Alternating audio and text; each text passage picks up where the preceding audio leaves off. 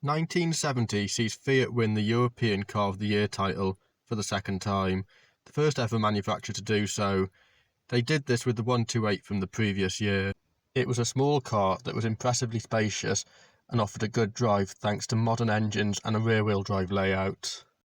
In 1972, the chassis was reconfigured for a mid-engine rear-wheel drive setup, thus creating the X19. Fiat sold 3 million altogether, and it was sold as the Zastava Scala in Serbia until 2008, where they built a further 1.2 million.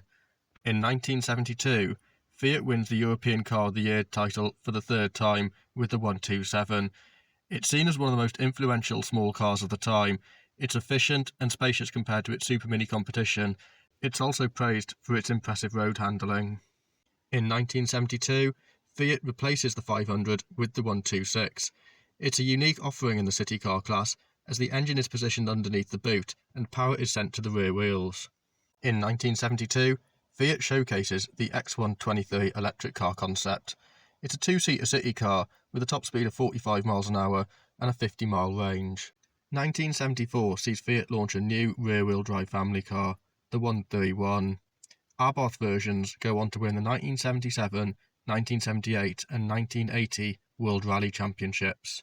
1979 sees Fiat showcase a hybrid concept variant of the 131. It's powered by both a petrol engine and an electric motor. It's one of the world's first ever hybrid prototypes. 1980 sees Fiat launch the first generation Panda.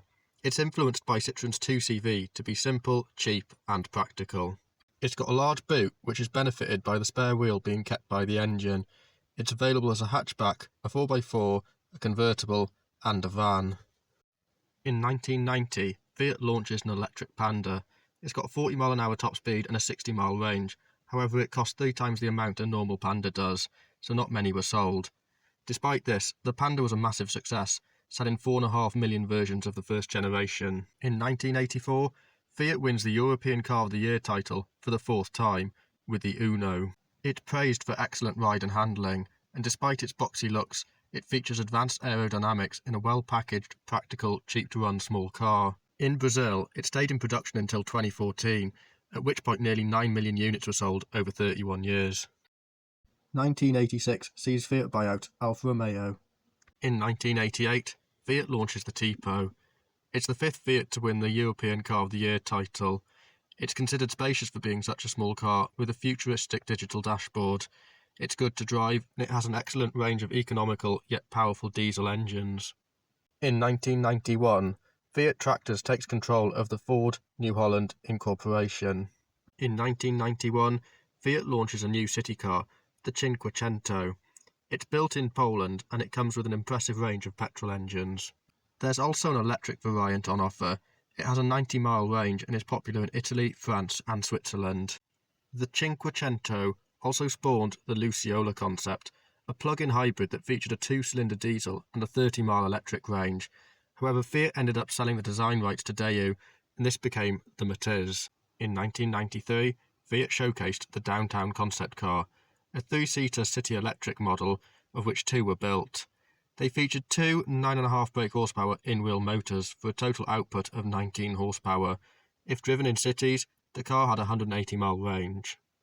In 1993, Fiat launched the Coupe, an aggressively styled sports car.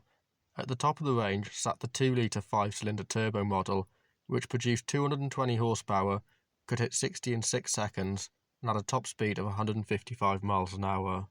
In 1995, Fiat wins the European Car of the Year title for the 6th time with the Punto. It's praised for its modern design and modern efficient engines. At the top of the range sat a 136 horsepower 1.4-litre turbo model. The Punto was built for 25 years over 3 generations, in which time 3.5 million units were sold.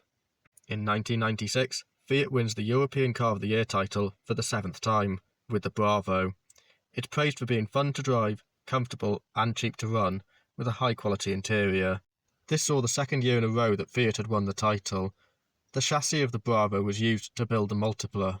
Despite being criticised for its ugly looks, the Multipla could seat 6 people with a 430-litre boot in a car that was less than 4 metres in length. Production continued until 2013 in China as the electric Xotye E300. It benefited from battery swap technology.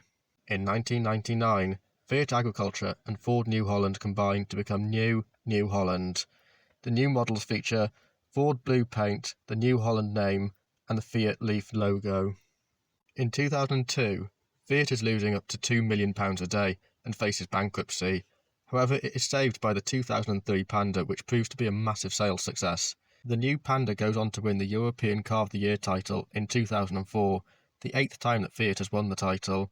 It's offered with a range of petrol and diesel options, as well as 4x4 models.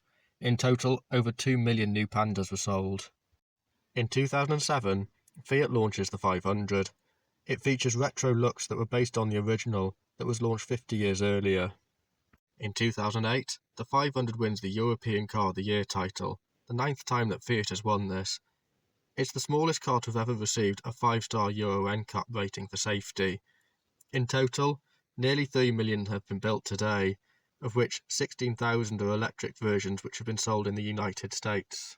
In 2014, Fiat Group joins forces with Chrysler to create the Fiat Chrysler Automobiles Group. This joins forces in 2021 with Peugeot's PSA Group to form Stellantis. In 2021, Fiat launches the electric 500e. At its launch, the 500e is one of the cheapest and smallest electric cars available in Europe. Despite this, it features a 200-mile range. This beats many cars from the category above, which are both more expensive and bigger in size. In 2023, Fiat launches the Topolino. It's a tiny little city runaround, which shares many parts with the Citroën Ami. It's designed for being used in the city. It has a 50-mile electric range and a top speed of 28 miles an hour. In 2023, Fiat launches the 600. The name returns 68 years after the original was launched. This time it comes back as an SUV, which is available as a hybrid or as an electric vehicle. 2024 sees Fiat launch the Grande Panda. It's a bold-looking city SUV that's 30 centimetres longer than a regular Panda. It's available as both a hybrid and an electric model. When launched, the electric variant will be one of Europe's cheapest electric cars. Despite this, it will offer a range of up to 200 miles.